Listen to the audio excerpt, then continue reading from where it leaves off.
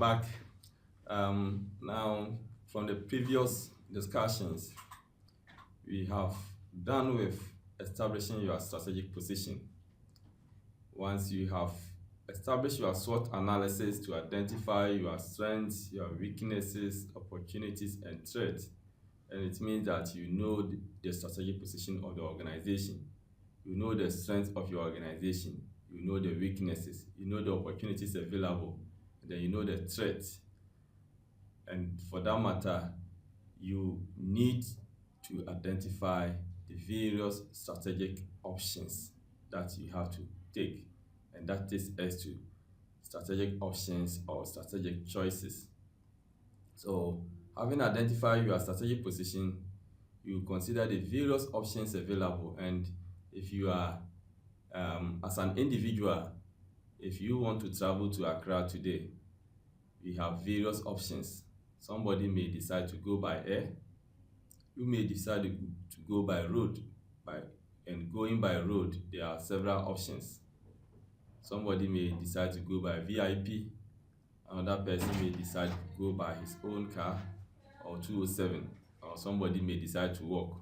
And even the route, somebody may want to go to Accra via Cape Coast route or Koforidua route or Main Suhum route. These are the options available to the individual. But which option are you going to take? The option that you are going to take will depend on the strategic position. It will depend on the resources that you have. It will depend on your circumstances. It will depend on the money that you have in your pocket. If you are a student and for the whole semester you have 1,500 in your pocket and you have to go to Accra, going by air, the return will take about 700 Ghana cedis. It may not be the right choice for you. So the choice that you make will depend on your strengths, your weaknesses, opportunities, and threats. So as we are moving on to strategic options, we're going to discuss the various options available to the manager. And the manager has to make a choice depending on the strategic position. That's depending on the strengths, weaknesses, opportunities, and threats of the business. Before I move on to the options, I want to give two case studies as a background to what we are going to discuss now. First of all, we're going to look at business level strategy, and at the business level we have several strategies. So let me quickly give you the background to this particular topic that we're going to discuss. One, I'm going to talk about the strategies that Japanese automobile companies use in entering into the European market. As a country in Ghana, we don't manufacture cars, yet we have our perceptions about the cars we purchase based on the country of origin. We believe that cars coming from Europe and America are of good quality, but cars coming from Asia, cars like Kia Sorento, we have our perception about it. We are fortunate that somebody in Ghana, Apostle Quashie-Sam, is trying to manufacture cars, and actually he started selling his cars. If you have money in your pocket now, you have about 100,000 Ghana cedis and you want to buy a car, are you going to buy the car from Apostle? That is not to say that Apostle's cars are not of good quality, but we are skeptical going to buy his cars. It is all about our perception. So when the Japanese decided to sell their cars in Europe, the perception in Europe was that the Japanese cars were of inferior quality. So people were skeptical, and Europeans are conservative. Anything coming from Western Europe and North America are of good quality. Anything outside Western Europe and North America is of inferior quality. So when the Japanese entered into the Europe, this is the challenges that they were facing. People were not ready to buy their cars because it was perceived to be of low quality. But the Japanese felt that the Europeans were selling their cars in Asia, competing with them for their markets. So they must also respond by selling their cars in Europe. So they needed a strategy. So what they did was that they tried to identify the segment of the market that was the target for the European manufacturers, because they decided not to compete against the European manufacturers. So they looked at those areas that Europeans were not targeted. That is, people who did not have enough money to buy the European cars. Because we must put it on record that it's not everybody living in Europe who can afford to buy a car. So the Japanese tried to identify this segment of the market that did not have money to buy the European cars. So what the Japanese did was to reduce their cars, probably far below their cost of production, and decided to target this small segment that could not afford to buy the European cars. So when the prices were reduced for them, people started buying the Japanese cars. After all, even if the cars are not of good quality, they are cheap. So these people started buying the cars. And after using the cars for 3 to 5 years, they realized that the cars were still in good conditions. They did not have any problem with the cars. And that started changing the perception of the Japanese cars.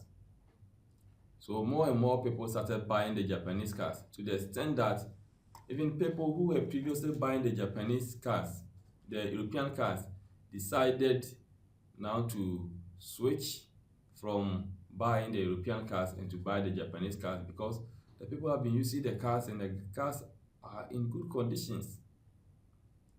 So the Europeans realized that they were facing a threat from the Japanese, so they decided to reduce the prices of their cars. Then the Japanese, instead of now increasing the prices, they decided to maintain the prices, but rather added extra features to their cars, bringing in CD changes, air conditions, airbags, and what have you. So before the Europeans realized, the Japanese were solidly in their market, competing with them neck to neck. And now you go to Europe and you could find Japanese cars everywhere. It took the Europeans a long time to neutralize the threat posed by the Japanese. So the strategy that the Japanese use is what we call the no-fray strategy. No-fray strategy. That is combining low price with low perceived product or service benefits. And the focus of this strategy is on people who have low income, people whose purchasing decisions are based on price rather than quality. Okay. So now that is the strategy the Japanese car manufacturers use to enter into Europe. No fray strategy. Now let's look at another case study. There is airline company in Europe called EasyJet. The strategies that EasyJet use. EasyJet is an airline company that was established in Europe in 1995. They started the company with 6 hired aircraft. That means that they started the company, they didn't have even a single aircraft. And they were going to compete with the likes of Air France, Lufthansa, British Airways, Alitalia, and co. So business analysts thought that this was a joke, and they predicted that the company was going to fail. But 10 years after the establishment of the company has become more successful. With a starting point of 6 hired aircraft, by 2006, that is exactly 11 years, the company had 122 aircrafts on their own, and they were flying over 33 million passengers per annum. That was an incredible performance. The question is, how did they achieve this? They have outlined their strategy in their 2006 financial statement. And in fact, the last time I checked this year, EasyJet is now having 234 aircraft from a starting point of six hired aircraft in 1995. As at 2016, they are having 234 aircraft. This time not hired one, but on their own. In their 2006 financial statement, they have outlined the strategies that they use. According to the financial statement, EasyJet does not use any intermediary. The British Airways, Air France, Lufthansa, Swissair, and all others are using the middlemen. You have to buy the tickets through the travel and tour operators who also charge commission. EasyJet think that that will make the ticket prices too high for their customers, so they sell their tickets directly to the customers. So they are not including the commission charged by the travel and tour operators, making their ticket prices cheaper for their customers. And then again, 95% of their tickets are sold online. Instead of having offices throughout the country, if they have offices throughout the country, it means that they are going to pay for the premises, they will pay for security, they will pay for installation, they will pay for office space and the air conditions and heating and what have you. They have to employ people and pay them to manage the place. EasyJet sell about 95% of their tickets online. So if you want to travel from, say, London to Paris, you just go to their website, you key in the date and your destination. The ticket price will pop out, and then you just quickly enter your bank details. The money is taken from your accounts and the ticket sent to your email. So you can lie down on your bed and make your travel arrangements. Because of that, it is saving a lot of money, and as a result, they have reduced their ticket prices significantly for their customers. One other thing that they are doing is that EasyJet does not sell any food on board. They call this unnecessary services. If you travel with any other airline, they will serve you food or snacks. Even in Ghana, the local airline from Kumasi to Accra, you have to pay for, they have to serve you snacks. But don't forget that these snacks are not for free. They are inclusive in your ticket price. EasyJet call this unnecessary service. So they don't sell any food. Therefore, the ticket price is further reduced for customers. Notwithstanding that, they have catering compartments. If you are on board and you are hungry, you can request for whatever you want. They will give it to you, but at a fee. You pay for it. If you don't want it, you don't pay for it. So EasyJet is one of the lowest in terms of ticket price, and for that matter, they are able to attract a lot of customers. Then again, they have further reduced their costs because they sell the tickets online. They don't have to be paying for the printing. Imagine that as of 2006, they were carrying over 33 million passengers. If they have to issue tickets to each of the 33 millions, and they are going to use just 2 A4 sheets, you can imagine how many A4 sheets that they have to buy. 66 million. How many toners they have to use to print, the printers, the people involved in the printing, the cost of electricity, and the office space. Because of that, EasyJet does not issue tickets. As soon as you buy the ticket, they send the ticket into your mail. To the individual, this is insignificant.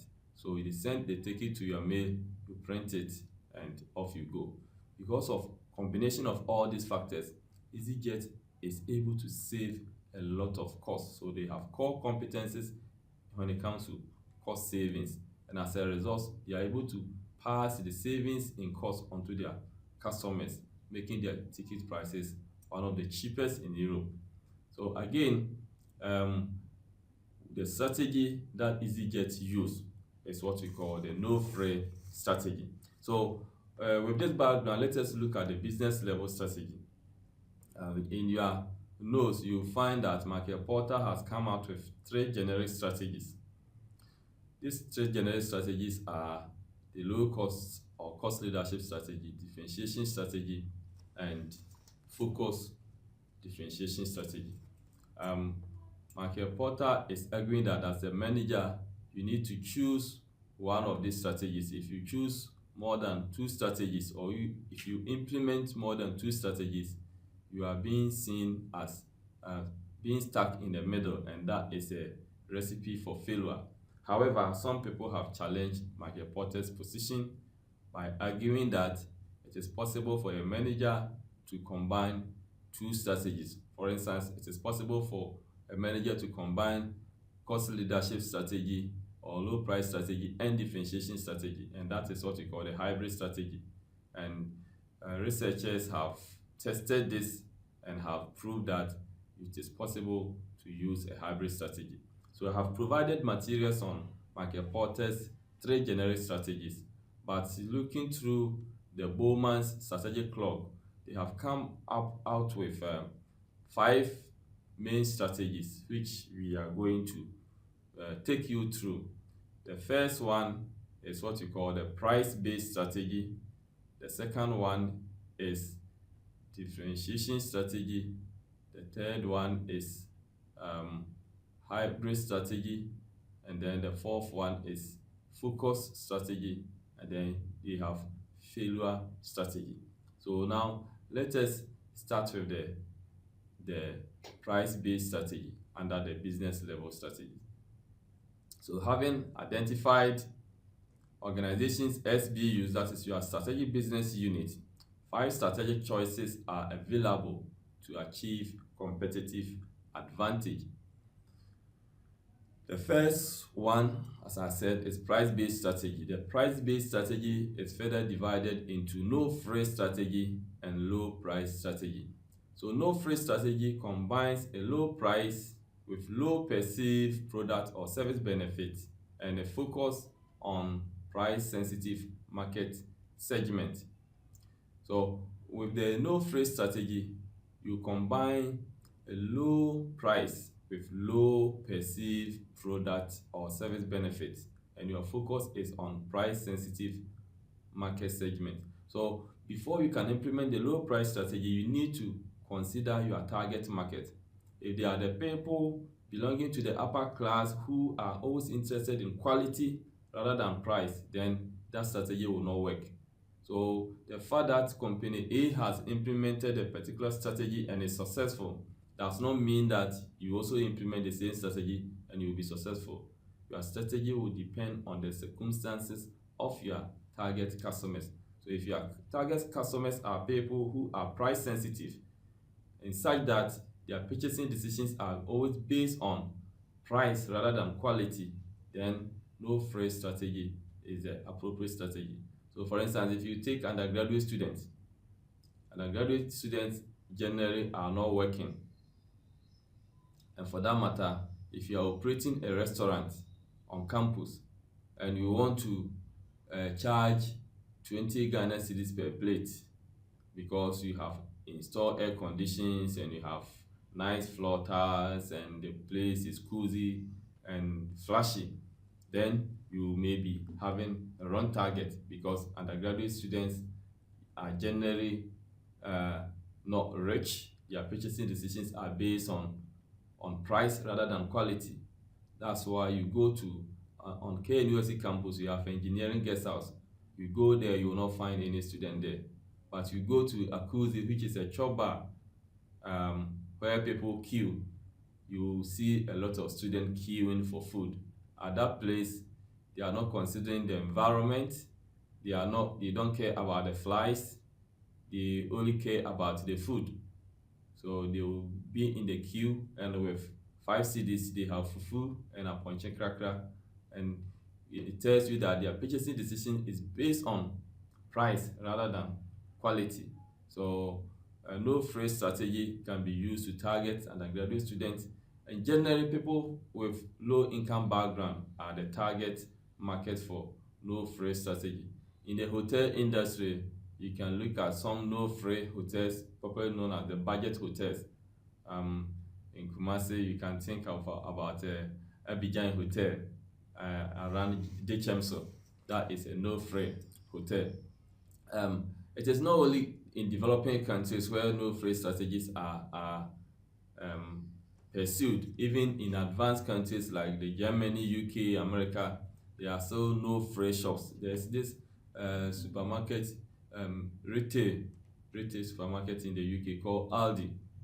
Aldi, Lidl and Aldi are operating no fray. If you go there, you realize that their products are basic, and anytime you go to the shops, the people shopping in these shops are generally people from low income bracket. So you see a lot of Ghanaians, Nigerians, and Indians shopping in these shops because they are implementing the no fray strategy. Now, let's look at the low price strategy. Low price strategy seeks to achieve a lower price than competitors whilst trying to maintain similar perceived product or service benefit to those offered by competitors. Low price strategy seeks to achieve a lower price than competitors whilst trying to maintain similar perceived product. So for the low price strategy, you maintain the same quality as your competitors, but you charge lower prices. So your customers perceive the quality to be the same as competitors, but your prices are lower than your competitors. The assumption is that if the customers perceive your product to be of the same quality as competitors, but you are charging lower prices, then you are likely to attract more customers. However, it is difficult to sustain the low price strategy, because if the focus is on reducing prices while maintaining quality, then your competitors are going to respond by also reducing their prices in order to compete. So to be able to sustain the price-based strategy, then you should be able to engage in price wars and win the price war. So to sustain it and achieve competitive advantage, you have to be ready to accept reduced margin. But once you are reducing prices, then your margin will go down, and you must also win the price war. Because the moment you reduce price, your competitors are going to respond by reducing their prices. So you should be ready to win the price war, and you need to also find a way of reducing your cost. And then you have to focus on specific segment, people who will be willing to buy that at the reduced cost. Then differentiation strategies. Differentiation strategies seeks to provide products or services that offer benefits different from those of competitor and that are widely valued by buyers. So with the differentiation strategy, you charge the same prices as your competitors. However, customers perceive the product quality to be higher than your competitors. So again, we said under low price that if you bring your prices down and customers perceive quality to be the same, they will buy your product. That is true. But the customers are also interested in quality. So the moment your prices are the same, or your prices are at par with competitors, but customers perceive your quality to be higher than competitors, then you are likely to what? Attract more customers, and that will make you give you advantage over your competitors. So um, differentiation strategy can also be achieved or can be sustained through creation difficulties for imitation, because your advantage is that you have better quality than your competitors and you are charging the same price. But the moment you differentiate to make your product or service quality, your competitors are likely to imitate. So you have to create difficulties for imitation, and then also achieve imperfect mobility. Resources and competencies should not be easily imitated. Many intangible assets such as brand, image, or reputation are difficult for competitors to obtain. So you need to invest in building a strong brand name, strong image, and reputation of the company, and also make it difficult for your customers to switch. Your customers should not easily be able to switch to your competitors, and also reinvest your margin into further differentiation. Now, hybrid strategy. Hybrid strategy seeks to simultaneously to achieve differentiation and price lower than that of competitors. So with the hybrid strategy, customers perceive your product to be a higher quality than your competitors. At the same time, you tend to charge lower prices than than your competitors. So if customers perceive your quality to be lower, and at the same time your prices are lower than your competitors, obviously you are likely to attract customers. This particular strategy has been criticized by some researchers. They believe that if customers perceive your product quality to be the same as competitors or higher than competitors, but your prices are the same as your competitors, that alone can attract the customers. Or if the quality is the same as competitors' quality, but your prices are lower, that can also attract customers. So why should you charge lower prices than competitors when your quality is higher than competitors? But again, some researchers have argued that that will also make it difficult for competitors to imitate. If you have advantage in terms of quality, performance, or service performance, but you are charging lower prices, then you'll be able to attract more customers, and competitors will find it difficult to imitate or to match you. So that is a hybrid strategy. The next strategy is focused differentiation. Focused differentiation seeks to provide high perceived product or service benefit, justifying a substantial premium price, usually to a selected market niche. In many markets, these are described as premium products and are usually heavily branded. So for focused differentiation strategy, you are focused on developing high quality perceived product or service, and that justifies substantial premium price. There are some customers who are only interested in high quality. They don't really care about the price. All they want is quality. So such people are the target market. So if you look at some hotels in the hotel industry, you can think about Golden Tulip or Movenpick in Accra. They charge heavily, but that also goes with high quality in terms of the environment, in terms of the room service, in terms of their food, in terms of the service provided. So the quality is about the totality of the service provided to you.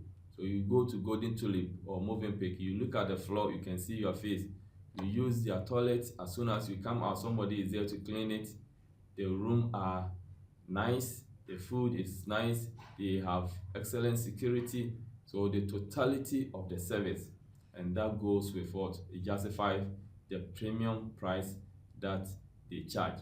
So you realize that those hotels are not targeting the ordinary person. They are targeting people like the rich footballers, politicians, rich businessmen, and some rich pastors. So these are the targets. So they target a small segment of, of the market. So if you look at the car industry, I don't think uh, Rolls-Royce will be established in Ghana because they don't have a target market. Okay, now let's move on to failure strategies. Failure strategy is one that does not provide perceived value for money in terms of product features, price, or both. Sometimes interesting, one will ask, why should a manager decide to pursue a failure strategy? Yes, no manager would like to pursue a failure strategy, but sometimes if you look at characteristics of some businesses, you can only conclude that they are implementing what we call a failure strategy. And as I said, failure strategy is one which does not provide perceived value for money in terms of product features, price, or both. For example, increasing price without increasing product service benefit to the customer. Prices are going up, but the quality has not gone up. If you do that, what will happen? Customers are likely to leave you and join your competitor, and that becomes a failure strategy for you. And unless the business is a monopoly organization, if you're a monopoly organization, then you can increase prices when quality has not changed. You can increase prices when quality is going down because you don't have any competitor. So a typical example is ECG. ECG will decide to increase prices at the time that quality is going down, and that is a justification to even increase the prices. At the time that Ghana was going through the doomsday, that's what the time they increased their charges by over 50%, and that was a justification to increase the prices because the quality was going down. But this is a monopoly organization. In a competitive environment, if you do that, you are likely to lose all your customers and you are likely to fail, and that is a failure strategy. So that brings us to the end of the business level strategies. We will now move on to corporate level strategies. At the corporate level, we have several strategies that the manager can implement, but for the purpose of this course, we are going to limit ourselves to diversification. So we look at product and market diversification.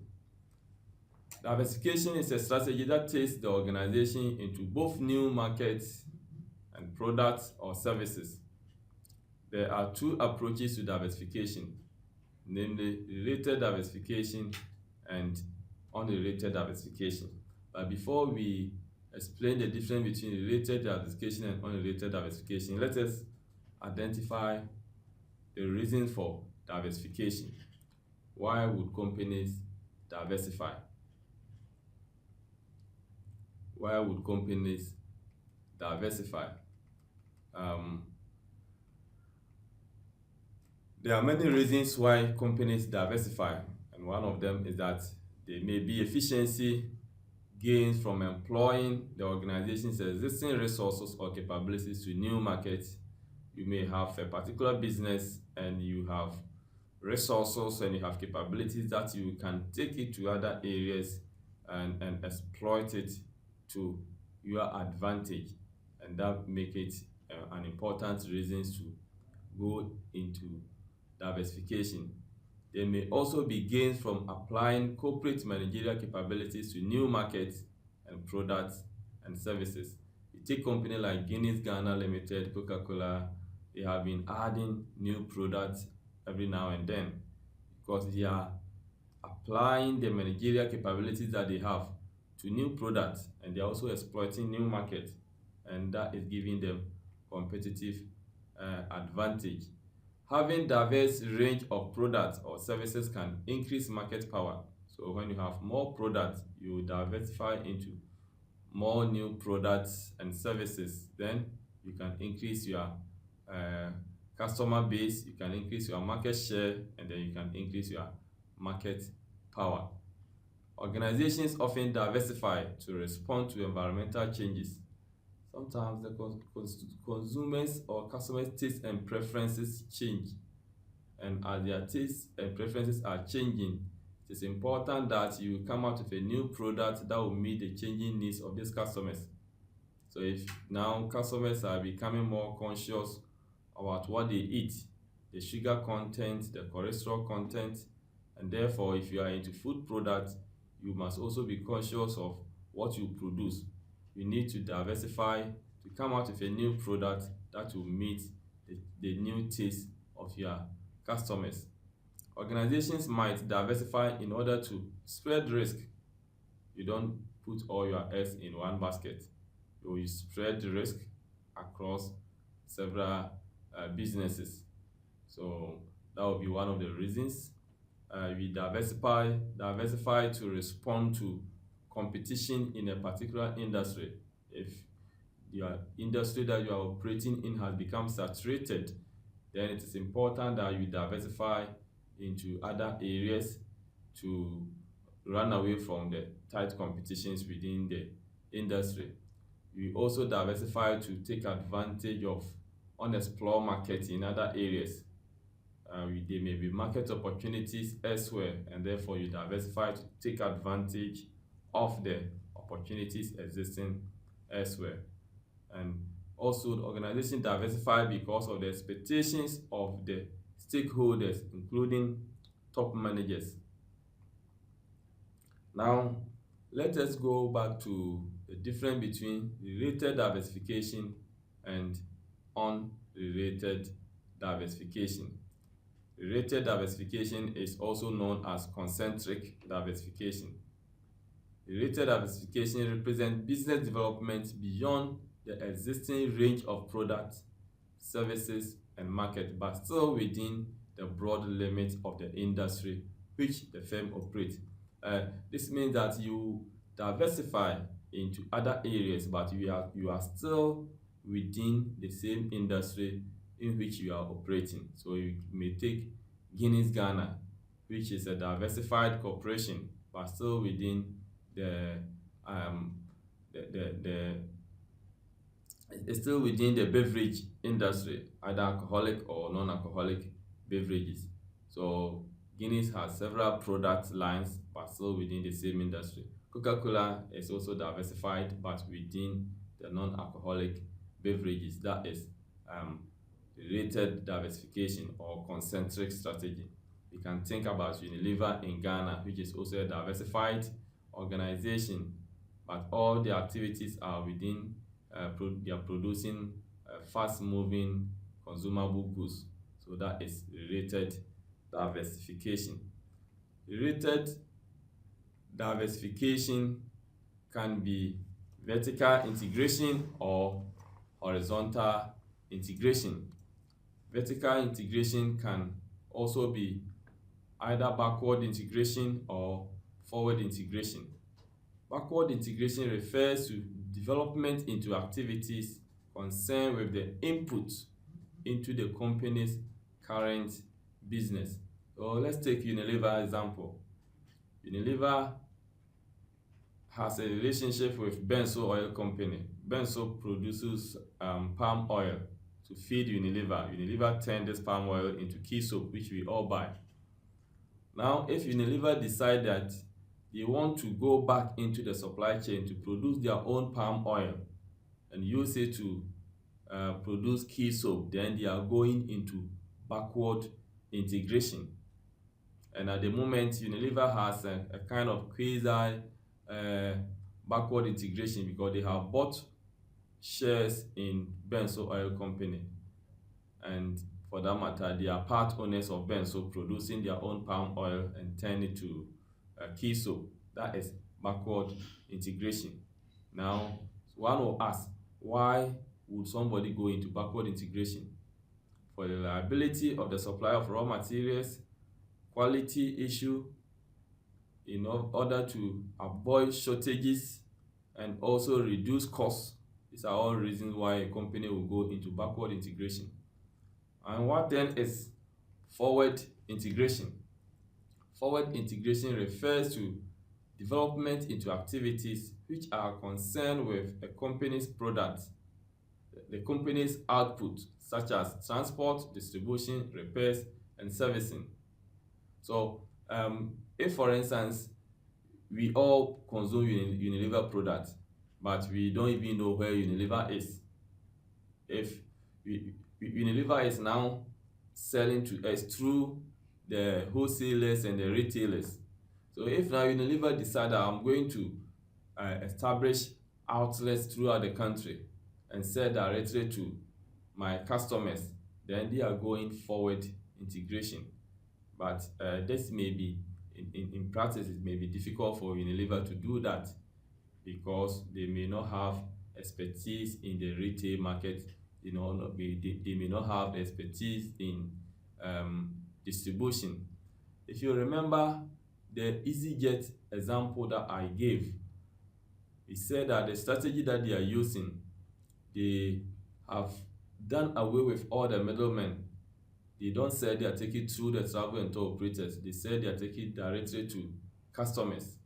It means that they have eliminated those from those people from the chain, and that is forward integration.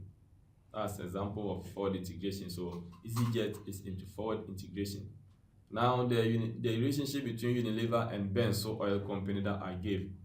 Benso is into production of palm oil and they sell it to Unilever. If Benso decide that they want to use their own palm oil to also produce soap and sell to customers, then they are going into forward integration. So please note the difference between forward and backward integration. Now, horizontal integration. Horizontal integration is where a firm moves into operations which are complementary to the firm's current activities. For example, if a company A decides to acquire or merge with company B, it is on the same line, and that is horizontal integration. Okay, now let's move on to unrelated diversification.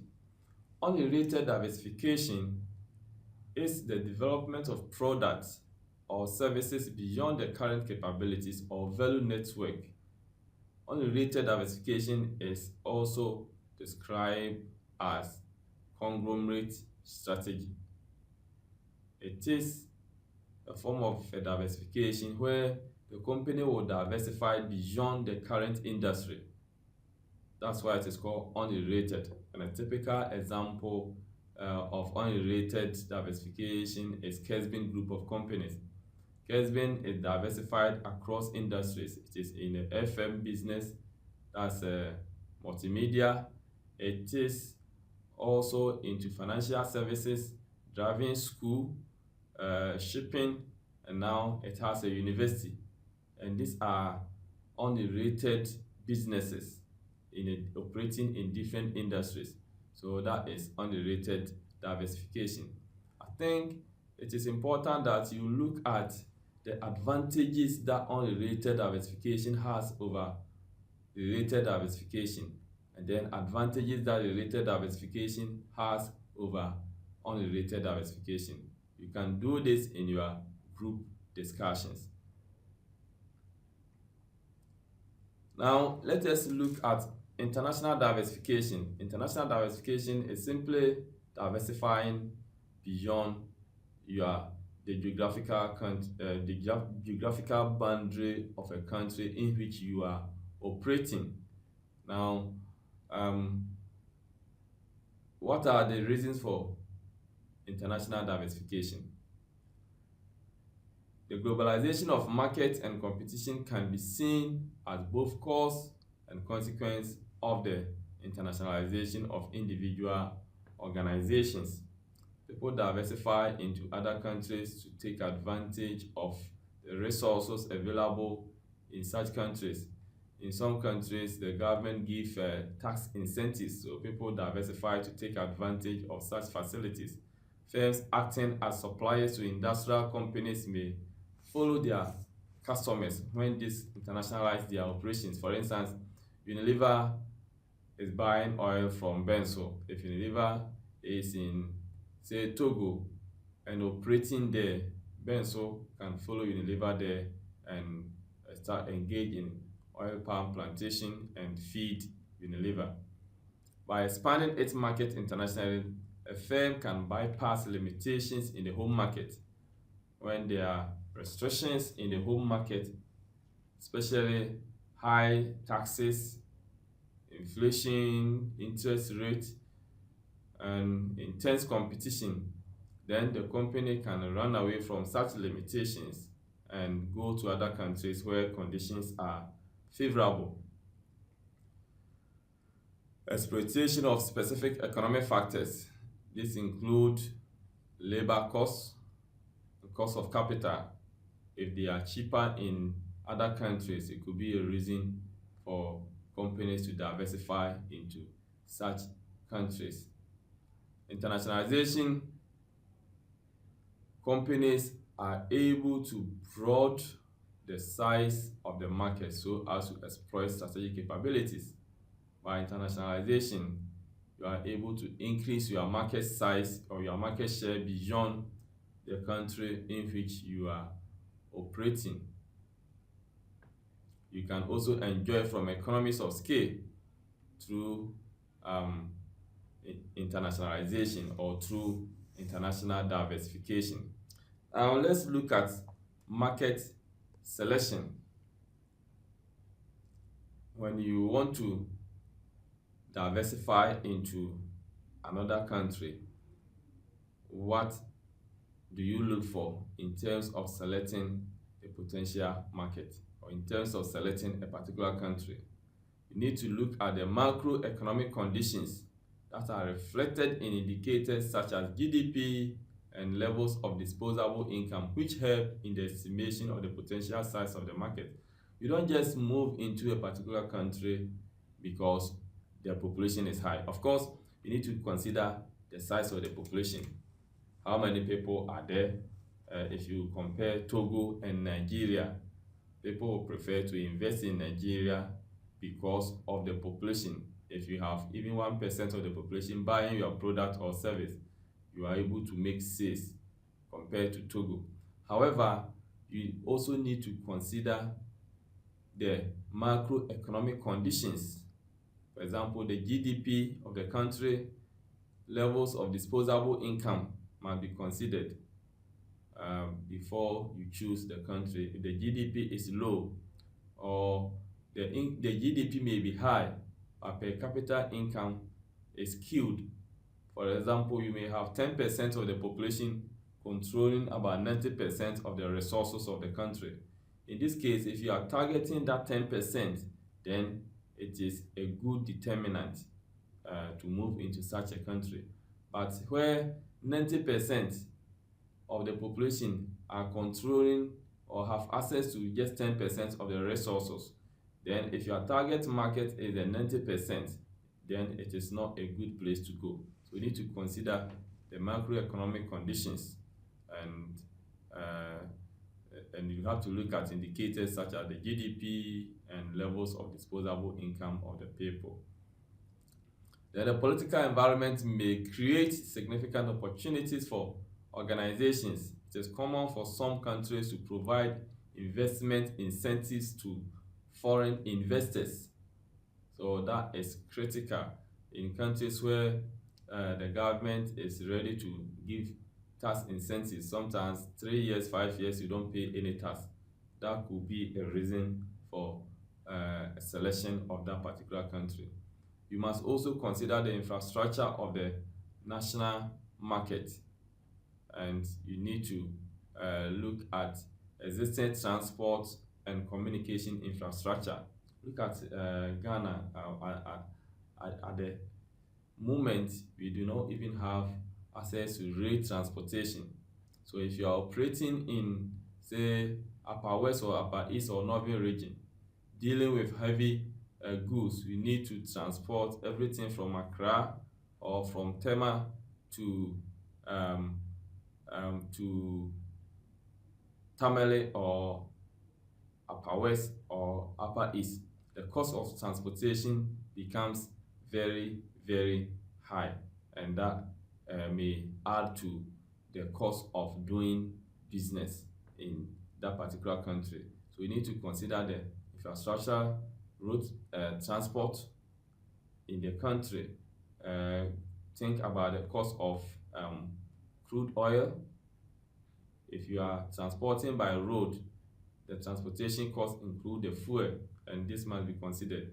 We must also consider the communication infrastructure in that country. Ghana is one of the best countries when it comes to communication system, and that may be a determinant to enter a particular country. You must also consider the tariff and non-tariff barriers to trade. The extent of political and legal risks that an organization might face when doing business in the country. Sovereign risk arise from the policies and decisions of host governments, including changes in tax laws and restrictions on expatriate employment. So when moving into a particular country, then you need to know the tax laws in the country. You cannot just take 10,000 Ghana cedis and say that I'm coming to invest in America. You need to look at their policy when it comes to foreign direct investment. The number of visas they will give to you and your family depends on how much you are bringing into that particular country. And you must know that you need to clear the visa issues before you move into a particular country to invest. And you must also look at the control systems. How effective is the judiciary? Effective policing? You are moving in as a foreigner. When there's a problem, how do you survive? Can you have the security agencies to give you protection of yourself, your own life, your family, and your property? You need to consider all this. When you have a case as a businessman, you are likely to involve in some problems with your business partners. Do you need to go to court? If you have to go to court, are you going to have an independent judiciary that will dispense justice irrespective of your country of origin? These are the specific factors that you need to consider to ensure that you are safe, your investment is safe, your family is safe, your employees are safe. And of course, you need to consider the extent of corrupt practices in the country in which you are going to operate. In some countries, if you don't pay bribe, nobody is going to do anything for you. You need a clearance. Your document will be on somebody's table for months because you have not paid. So you need to consider the extent of corrupt practices. And some countries are linked in terms of corruption. Some countries are very clean, and therefore you need to consider your own principles. Is it against my principle to pay bribe to facilitate what I want? If answer is yes, then you need to look at that country again. You need to, if you are looking for clean countries to do your business, then you must look for countries that will not engage in corrupt practices.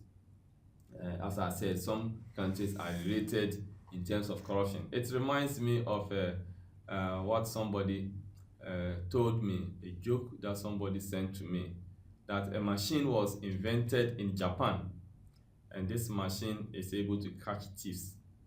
When the machine was tested in the America, within 24 hours, it caught about 50 thieves. It was tested in the UK, within 24 hours, it caught about 100 thieves. It was tested in Kenya, and within 24 hours, it caught 500 thieves. It was tested in Nigeria, and within 15 minutes, the machine got lost. The machine that is supposed to catch thieves got lost in 15 minutes. And the next day, the machine was found in Ghana. It tells you how some countries are related in terms of corrupt practices. Ghana and Nigeria have so many things in common. So if you are fighting, for instance, crime in Nigeria, you must equally fight crime in Ghana. Otherwise, you tackle them in Nigeria, they will run to Ghana. If you start tackling them in Ghana, they will run to Nigeria. Okay, now having considered the various strategies at both business level and corporate level, we now decide as a manager to choose which of the strategies that you want to implement for your business. Are you going no fray? Are you going for differentiation? Are you going for low price strategy? Are you going for focused differentiation? Are you going for hybrid strategy? Are you going for backward integration, forward integration, international diversification, or you're going for horizontal integration? These are the various options available. But whichever option that you choose, you need to subject it to what we call criteria for evaluating strategic options. And this will look at why some strategies might fail and why some strategies also become successful. So there are three main success criteria that we are going to look at. You have to look at suitability, acceptability, and feasibility of the strategy. You need to, whatever option that you choose, I've mentioned that the option that you choose must be based on your strategic position. That is the weaknesses, the strengths, opportunities, and threats available. But after making a choice, you need to ensure that the choice that you have made is suitable, it is acceptable, and it is feasible. So let us look at these three success criteria. Let's take suitability. Suitability is concerned with whether a strategy addresses the circumstances in which an organization is operating, the strategic position of the organization. It requires a broad assessment of the extent to which new strategies would fit with the future trends and changes in the environment, exploit strategic capability of an organization, and meet the expectations of stakeholders. So in looking at the suitability, you are looking at the extent to which the chosen strategy is going to address the problems that you have identified in your SWOT analysis. To what extent is the strategy going to address the weaknesses identified in your SWOT analysis? For instance, if you identify that the company had become over-dependent on the particular supplier, is your chosen strategy going to address that problem? If it's not going to address the problem, then the strategy is not suitable. If it is going to address the problem of overdependence on a supplier, then that strategy can be said to be suitable. How far does it address the difficulties identified in the strategic analysis, that is resources, weaknesses, and environmental threats? If the strategy is not going to address the weaknesses and the threats that you identified in both internal and external analysis, then that strategy is not suitable. Does it exploit the company's strengths and opportunities identified in the SWOT analysis? Will the proposed strategy help utilize the presence of highly efficient distribution system? Does the strategy fit in with the organization's objectives? For example, will the strategy be likely to achieve profit targets, achieve growth expectations? To what extent does the new strategy fit with the future trends and changes in the business environment? Then you must also look at acceptability. Acceptability can be considered in two areas, three key areas: return, risk, and stakeholders' reactions. How are your stakeholders going to accept your strategy? If you take the returns, how much does the chosen strategy going to bring to the organization? If you come out with a strategy, the strategy goes with the budget, the board approve of the budget, then they will ask you, if he approved the budget for you, how much will the strategy bring in terms of profit? If they are not convinced, then it means that the return has a problem and therefore they will reject. The board will not accept your strategy. So you need to look at the return. How much will the chosen strategy bring to the business? And then you must also look at the risk. You don't only look at the profit that is coming in. If we implement a particular strategy, how much is it coming into the business and what are the risk factors? All that greatest is not good. So if the risk factors are high, then the board will not approve the strategy for you, and in this case acceptability will be an issue. And then you must also look at stakeholders' reactions. How are the various stakeholders going to react towards your strategy? Your stakeholders in terms of your customers. How far is the strategy addressing your customers' needs? If the strategy is not addressing their customers' needs, then your customers are going to kick against you. They will move to your competitors and reject your strategy. How much is the chosen strategy addressing the needs of your own employees? Are employees' concerns being addressed by the strategy? Is it going to create opportunity for promotion and pay rise and personal development? What is in there for employees? If the employees are not going to benefit from the strategy, then some will leave, some will resign, and some will oppose your strategy. Don't forget that at the end of the day, when you are implementing the strategy, you are going to use employees, and for that matter, the strategy must address their needs for acceptability. Now let's move on to the feasibility of the strategy. Feasibility is concerned with whether an organization has the resources and competencies to deliver a strategy. A number of approaches can be useful to understand feasibility. You can look at feasibility in terms of human resources and in terms of financial resources. You develop a strategy for the business, and the strategy means that the business must go automation. You change all your systems and computerize all your systems. Have you already trained your staff to be able to cope with the new technology you are introducing? You may bring new machines and your existing employees don't even understand. They don't know how to use the machines. It means that the strategy is not feasible. So you need to train your employees and make sure that they can fit into the new strategy. They will understand the technology, they can cope with it, and they can use the technology that you are bringing. In this case, you can say that the strategy is feasible. Then you can look at feasibility in terms of financial resources. Is the strategy feasible in financial terms? You come out with an excellent strategy, but it will cost $2 million. Where is the business going to get the $2 million? Are you going to borrow from the financial institutions? Have you calculated the cost of borrowing, the interest rate?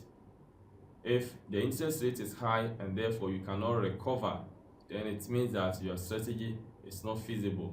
So you must cost the strategy, know how much it will cost to implement it, and identify the sources of funding. If you are not able to justify this, then it means that your strategy is not feasible. So we have to look at feasibility in terms of human resources and then in terms of financial resources. Okay, now let's look at other more options. We have growth strategy through unsolved metrics. Growth strategy through unsolved metrics. Unsolved came out with 4 strategies that if you want to achieve growth, then you need to implement these strategies. And the 4 growth strategies that he proposed, in fact, the man who developed this model is called Unsolved, so it was named after him, called Unsolved Metrics. So these 4 strategic options are the market penetration strategy, market development, product development, and diversification. So we can capture this on this model, Unsolved Metrics. On your horizontal axis, you have products, existing and new. On the vertical axis, you have existing market and new market. you realize that the model has 4 quadrants: product development, market penetration, market development, and diversification. Since we have just looked at diversification, we will concentrate on the 3 other options. Product development is one of the growth strategies proposed by Ansoff Metrics, and it is simply let's start with the market development. Actually, market development is increasing the sales of your product, increasing the sales of an existing product in an existing market, increasing the sales of an existing product in an existing market. So if you look at the labels, you are not coming out with a new product, you are not coming out with a new market. You focus on the existing product in that same market that you have been selling, but you try to increase your market share. How can you achieve this? Market penetration can be achieved through the use of promotional strategies. Embark on intensive advertisement. You increase the frequency of your adverts. If you were advertising the product maybe 3 times in a day, you can increase the frequency to about 5 or 6 times. Embark on promotional strategies: buy one get one free, twin pack, giving discounts, and what have you. By doing so, you'll be able to attract more customers to buy more of your product and less of competitors' products. So if you remember, Omo door-to-door campaign, that is a typical example of market penetration strategy. The idea is to get the existing customers to buy more of your product. That is market penetration. Now, market development is identifying new market for an existing product. Identifying new market for an existing product. It can also mean that finding new uses for an existing product. So the product is there. Probably you are concentrating in Ashanti region and you have identified market opportunities in the north. You can try to explore that market opportunities, and that becomes a market development. You can also try to find new uses for the existing product. So the product is there and has the market, but you can create new uses for that product, and that becomes market development. For product development, you already have the product and you have the existing market, but you realize that customers' tastes and preferences keep changing. Customers' tastes and preferences keep changing, and for that matter, it is important that from time to time you develop new product or you modify the existing product that will meet the needs of your existing market. So it is simply developing a new product for an existing market. So developing new product can be coming out with a completely new product, or modifying or giving a minor or a major facelift of your existing product. Because customers' tastes and preferences keep on changing, it is important that you monitor these changes going on and you develop new product that will meet the changing needs of your customers. So you realize that generally women in Ghana have different tastes. Women, unlike the past when women want to put on weight, now every woman wants to slim down. And for that matter, if you are coming out with a food product, you need to focus on products that has less cholesterol, less sugar content. In this case, you come out with modification of the existing product that will meet the needs and tastes and preferences of these ladies. So that bring about new product development. So in a car manufacturing company, you can see a company like Toyota, Mercedes-Benz, Ford, or Nissan. Every year coming out with a new product. Toyota can just change the tail light of the existing car and give it a new name, 2016 model, and people will be chasing it. It's a way of meeting the tastes and preferences of the existing market. So basically that is what Ansoff proposed. There is another model that we are going to look at, and that is the BCG matrix as managing the corporate portfolio. It is called the growth share matrix, or BCG. The BCG is Boston Consulting Group matrix. You may have SBUs that you are managing. If you take Kesbin group of companies, which has several business units. Kesbin has the FM station, it has the university, it has the driving school, it has the financial services. These are individual business units. How is he going to manage? Is he going to have the same strategy? The answer is obviously no. It has to know the growth stage of each of the businesses and develop an appropriate strategy to manage it.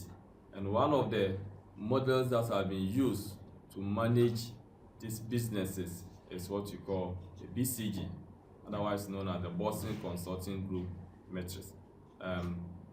So we say that probably the best known and most established matrix is the Boston Consulting Group matrix, known as BCG.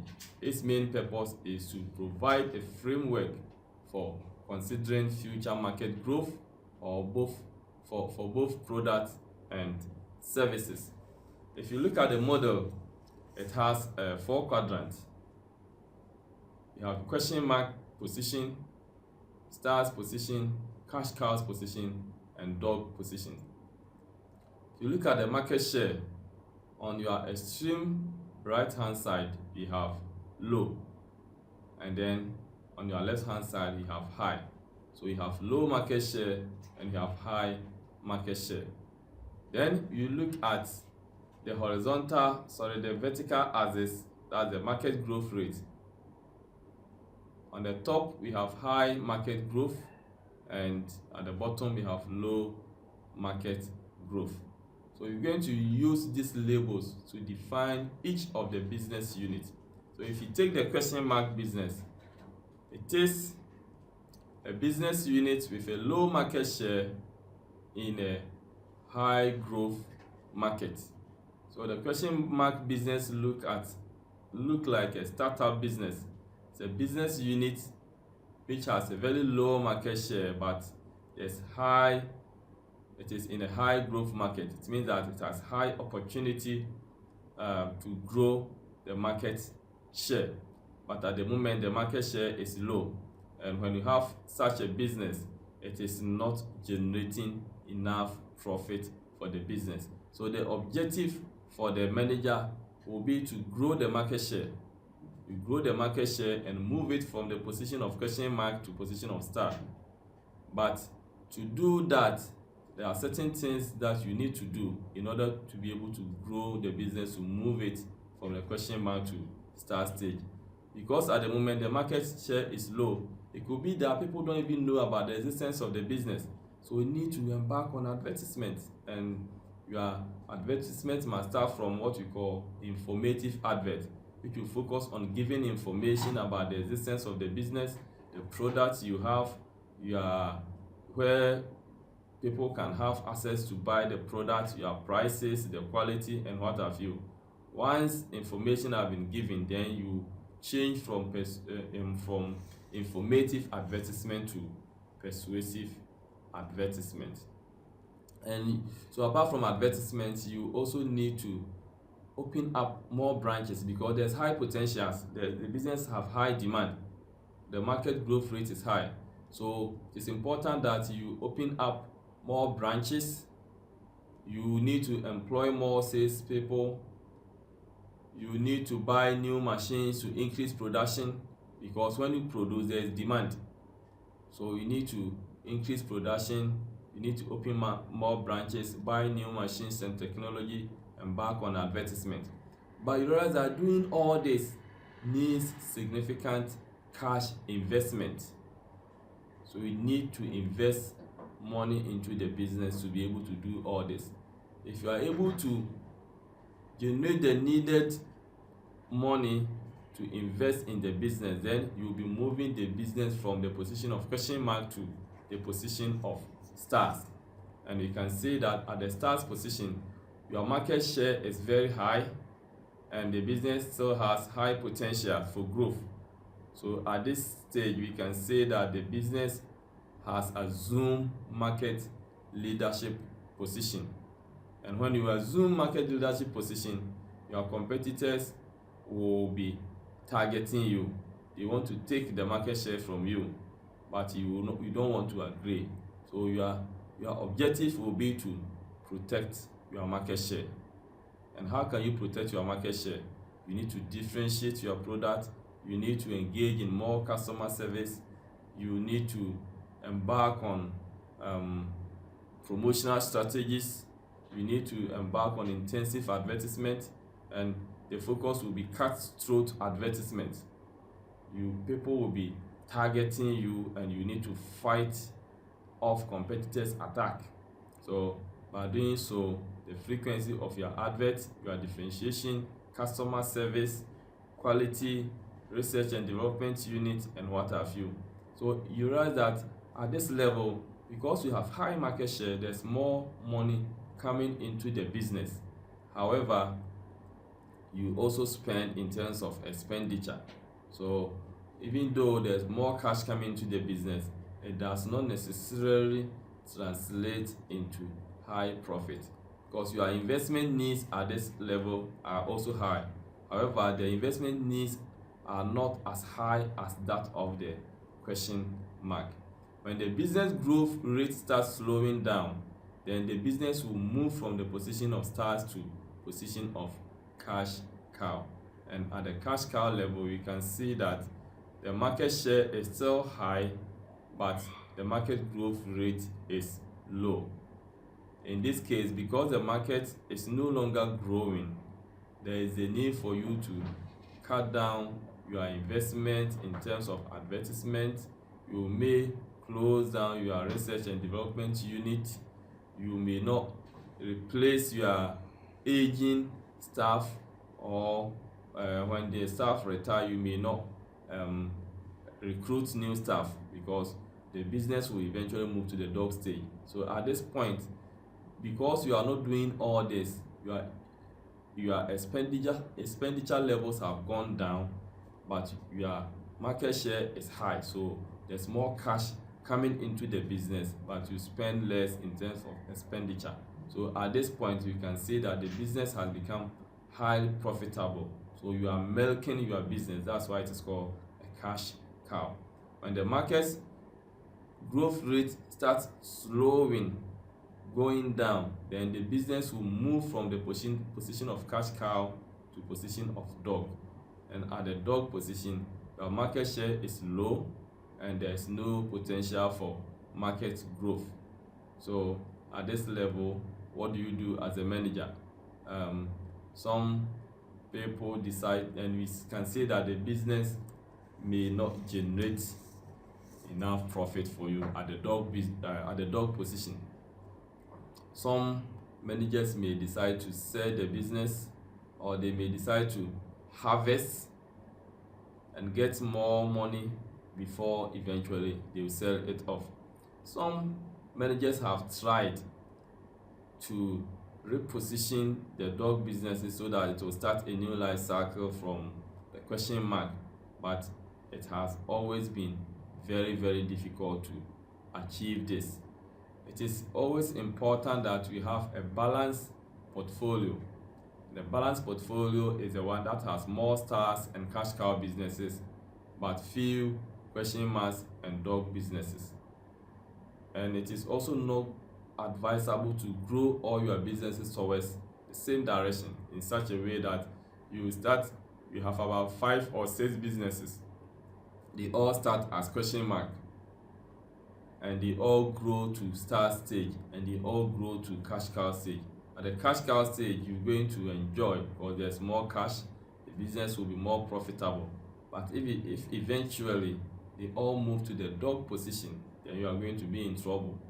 How are you going to survive? So it is important that you have a balanced portfolio. A balanced portfolio is the one with more stars and cash cow businesses and few question marks and dog businesses. Remember that the question mark businesses need financial investment. So if you have more stars and cash cow businesses, then the profit made from the cash cow businesses could be used to support your strategy for your question mark businesses. We will end here, and we continue with the strategy implementation. So this brings us to the end of strategic choices or strategic options. Thank you.